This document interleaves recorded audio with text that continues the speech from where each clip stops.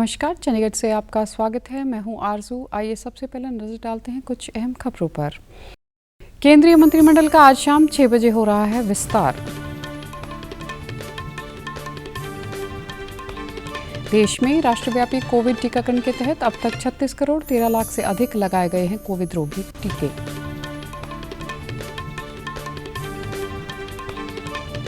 और हरियाणा में नई राष्ट्रीय दिव्यांग जन योजना के अनुरूप दिव्यांगजनों का किया जा रहा है पुनर्वास। अब समाचार विस्तार से। केंद्रीय मंत्रिपरिषद का आज शाम विस्तार किया जाएगा। राष्ट्रपति रामनाथ कोविंद शाम 6 बजे नए मंत्रियों को पद और गोपनीयता की शपथ दिलाएंगे। नरेंद्र मोदी सरकार के दूसरे कार्यकाल में मंत्रिमंडल का ये पहला विस्तार होगा। मंत्रिमंडल में कुल 81 मंत्री बनाए जा सकते हैं। इस समय सरकार में 52 मंत्री हैं। कई मंत्री इस समय एक से अधिक मंत्रालयों का कामकाज संभाल रहे हैं। प्रधानमंत्री नरेंद्र मोदी ने मंत्रिमंडल विस्तार के संबंध में गृह मंत्री अमित शाह और भारतीय जनता पार्टी के राष्ट्रीय अध्यक्ष जगत प्रकाश नड्डा से करीब 1 महीने तक मंत्रणा की। प्रधानमंत्री ने विभिन्न मंत्रालयों के कामकाज की समीक्षा भी की। मंत्रिमंडल विस्तार से पहले केंद्र सरकार ने कल नया सहकारिता मंत्रालय बनाया है। केंद्रीय सामाजिक न्याय और अधिकारिता मंत्री थावरचंद गहलोत को राज्यपाल नियुक्त किया गया है और कई नए राज्यपाल बनाए गए हैं और कुछ राज्यपालों के तबादले भी किए गए हैं। केंद्र सरकार ने सहकार से वृद्धि का लक्ष्य हासिल करने के लिए अलग मंत्रालय बनाया है। यह मंत्रालय देश में सहकारिता आंदोलन को मजबूत बनाने के लिए अलग प्रशासनिक, कानूनी और नीतिगत ढांचा कायम करेगा। इससे सहकारिता आंदोलन को वास्तविक जन आधारित बनाने में मदद मिलेगी। सहकार से समृद्धि के सपने को साकार करने के लिए सरकार ने यह नया मंत्रालय गठित किया है। वित्त मंत्री ने बजट में अलग सहकारिता मंत्रालय गठन करने के बारे में घोषणा की थी। यह सहकारी समितियों को जमीनी स्तर तक पहुंचाने में भी मदद करेगा। इसके जरिए सहकारी समितियों लोगों से गहराई से जुड़ सकेंगी। देश में सहकारिता आधारित आर्थिक विकास का मॉडल बहुत प्रासंगिक है। केंद्र सरकार ने कम्युनिटी आधारित डेवलपमेंट पार्टनरशिप के प्रति अपनी गहरी प्रतिबद्धता का संकेत दिया है। यह मंत्रालय सहकारी समितियों के लिए व्यापार सुगमता की प्रक्रियाओं को आसान बनाएगा। साथ ही बहुराज्यीय सहकारी समितियां यानी MSES के विकास को सक्षम करने के लिए भी काम करेगा। गृह मंत्री अमित शाह ने सहकारिता मंत्रालय बनाने के लिए प्रधानमंत्री नरेंद्र मोदी का आभार व्यक्त किया है।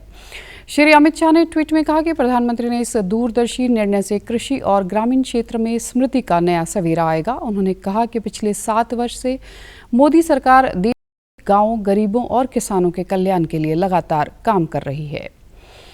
देश में चल रहे कोविड टीकाकरण अभियान में 36 करोड़ 13 लाख से अधिक टीके लगाए जाने के साथ भारत ने एक और उपलब्धि हासिल की है। केंद्र सरकार ने राज्यों और केंद्र शासित प्रदेशों को अब तक 37 करोड़ 43 लाख कोविड टीके उपलब्ध करवाए हैं। केंद्रीय स्वास्थ्य मंत्रालय ने कहा कि राज्यों और केंद्र शासित प्रदेशों के पास अब भी 1 करोड़ 67 लाख टीके उपलब्ध हैं। केंद्र सरकार आने वाले दिनों में 48,35,000 और टीके उपलब्ध करवाने के लिए प्रतिबद्ध है। नए अभियान के अंतर्गत केंद्र सरकार टीका निर्माताओं से टीका खरीदकर राज्य और केंद्र शासित प्रदेशों को निःशुल्क उपलब्ध करवा रही है। केंद्र शासित प्रदेश चंडीगढ़ में भी टीकाकरण अभियान के तहत विभिन्न स्थानों पर टीके लगाए जा रहे हैं। इसके अलावा मोबाइल वैन के जरिए विभिन्न स्थानों पर पहुंचकर टीके लगाए जाते हैं। चंडीगढ़ में टीका लगवाने वालों ने डीडी न्यूज़ चंडीगढ़ से अपने विचार साझा किए। वैक्सीन जो लग रही है, इसको हम सब परिवार वालों ने लगवाया है, तो आप भी सब लगवाइए। इससे फ़ायदा ही है, नुकसान कोई नहीं है। लगवानी चाहिए हर किसी को। सरकार भी सही कह रही है, आप आओ और वैक्सीन लगवाओ। इसी दौरान केंद्रीय स्वास्थ्य मंत्रालय ने राज्यों और केंद्र शासित प्रदेशों से अस्पतालों में ऑक्सीजन की मांग को पूरा करने के लिए प्रेशर स्विंग ऑब्जर्वेशन PSA से अंतर स्थापित करने और ऑक्सीजन की मांग के अनुरूप मानदंडों की जांच करने को कहा है। इस समय देश में कोविड-19 बीमारी के 4,59,000 सक्रिय मामले हैं। देश में बीमारी से ठीक होने वालों की दर 97.18% है। पिछले 24 घंटों में 47,000 से अधिक मरीज ठीक हुए हैं, जबकि नए मामलों की संख्या 43,000 से अधिक रही। प्रेस इन्फॉर्मेशन ब्यूरो और आउटरीच ब्यूरो चंडीगढ़ की ओर से डेल्टा प्लस वेरिएंट और गर्भवती महिलाओं को कोविड से बचाव के टीके के संदर्भ में वेबिनार का आयोजन किया गया, जिस दौरान डेल्टा वेरिएंट को लेकर तथ्यों पर बात की गई। कोरोना के समय में मानसिक रूप से परेशान व्यक्तियों को संभाल के प्रति वक्ताओं ने अपने विचार पेश किए। प्रेस इन्फॉर्मेशन ब्यूरो चंडीगढ़ के असिस्टेंट डायरेक्टर हितेश रावत ने वेबिनार की शुरुआत में बताया कि कोरोना महामारी से बचने के लिए सभी को मास्क पहनकर रखना, 2 गज की दूरी बनाकर रखना और वैक्सीनेशन करने की जरूरत है। केंद्र सरकार की कोविड-19 टास्क फोर्स के चेयरपर्सन NK अरोड़ा ने बताया कि पंजाब, हरियाणा और चंडीगढ़ में सबसे पहले अल्फा वेरिएंट एक्टिव था और इस वक्त लगभग यह वेरिएंट खत्म हो चुका है। लेकिन अभी फिलहाल में डेल्टा वेरिएंट आ चुका है, जिससे हमें संभलने की आवश्यकता है और जिस प्रकार से हमने और वेरिएंट को हराया है, हम इसे भी हरा सकते हैं। उन्होंने बताया कि डेल्टा वेरिएंट पर हमारी वैक्सीन प्रभावी है और वैक्सीन लेने से हम डेल्टा वेरिएंट को भी हरा सकते हैं।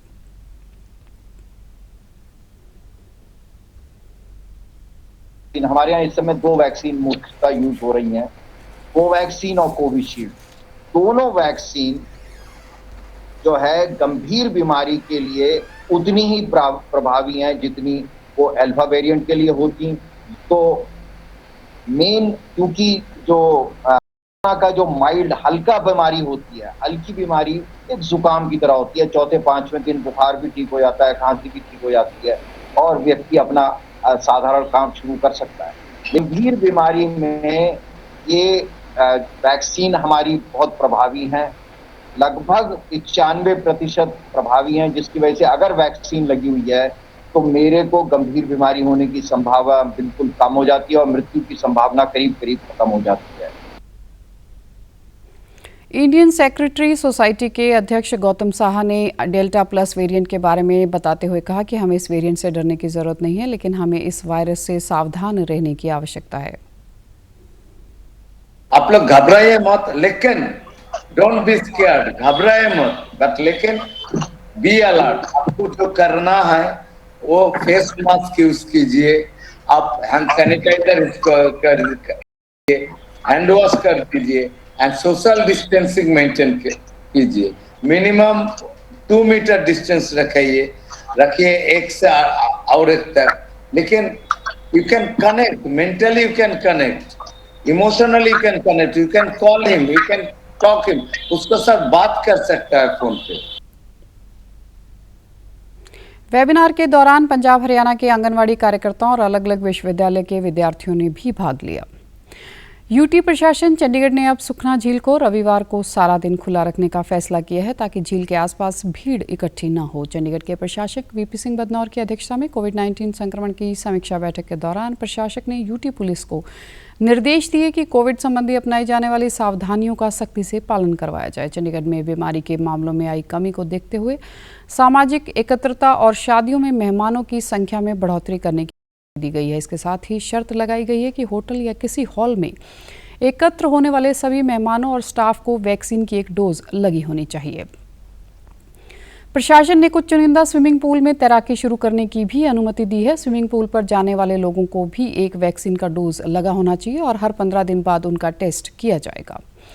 सामाजिक न्याय व अधिकारिता राज्य मंत्री ओम प्रकाश यादव ने विभाग की समीक्षा बैठक में निर्देश दिए हैं कि प्रदेश में दिव्यांगजनों का पुनर्वास नई राष्ट्रीय दिव्यांगजन योजना के अनुरूप किया जाएगा। इसके तहत उन्हें शारीरिक, शैक्षणिक तथा आर्थिक तौर पर मजबूत किया जाएगा। इसके लिए शारीरिक रूप से विकलांग बच्चों तथा बड़ों की शीघ्र पहचान करने तथा उनके उपचार व सहायक उपकरण उपलब्ध करवाने संबंधी कार्य शीघ्र किया जाए। इसके साथ ही ऐसे लोगों का सरकारी कार्यालयों, अस्पतालों, थानों व अन्य भवनों में आवागमन सहज बनाया जाए ताकि वे अपने कार्य आसानी से करवा सकें। उन्होंने दिव्यांगजनों को इलेक्ट्रिक साइकिल उपलब्ध करवाने हेतु मसौदा तैयार करने के भी निर्देश दिए। उन्होंने कहा कि विभाग के अधिकारियों को विभिन्न श्रेणियों व लाभार्थियों के उत्कर्ष के लिए आगामी 3 महीने की योजना तैयार करने के निर्देश दिए हैं। इनमें ऐसे लोगों के लिए खेल, सांस्कृतिक जीवन तथा नवसृजन के विषय में नई योजना बनाने को कहा गया है। उन्होंने कहा कि पहले दिव्यांगों की सहायता चैरिटी के तौर पर होती थी, परंतु प्रताड़ित करने वाले लोगों के खिलाफ IPC की धाराओं के तहत दंडात्मक कार्रवाई भी की जा सकेगी। सामाजिक न्याय व अधिकारिता राज्य मंत्री ने कहा कि देश में इससे पहले 7 प्रकार की विकलांगता अधिसूचित थी, जिसको बढ़ाकर केंद्र सरकार ने 21 कर दिया है। इससे विभिन्न श्रेणियों के दिव्यांगों को और लाभ मिलेगा। उन्होंने कहा कि हरियाणा में अभी 1,80,000 दिव्यांगों को आर्थिक मदद एवं पेंशन की सुविधा दी जा रही है। प्रधानमंत्री गरीब कल्याण अन्न योजना कोरोना काल में गरीब परिवारों को राहत देने में मददगार सिद्ध हो रही है। सरकार ने योजना को अब नवंबर तक जारी रखने की घोषणा की है। तथा केंद्र सरकार की इस योजना से लगभग 80 करोड़ लोगों को लाभ हो रहा है। इस योजना के अंतर्गत अब दीपावली तक लाभार्थी मुफ्त राशन का लाभ ले सकते हैं। चंडीगढ़ में इस योजना के अंतर्गत विभिन्न स्थानों पर राशन बांटने का कार्य चल रहा है। डीडी न्यूज चंडीगढ़ से बातचीत के दौरान कुछ लाभार्थियों ने संकट के समय में मदद के लिए केंद्र सरकार का धन्यवाद किया है। मैं यहाँ पे राशन लेने आया हूँ। राशन मुझे मिल गया है और सरकार का बहुत बहुत शुक्रिया।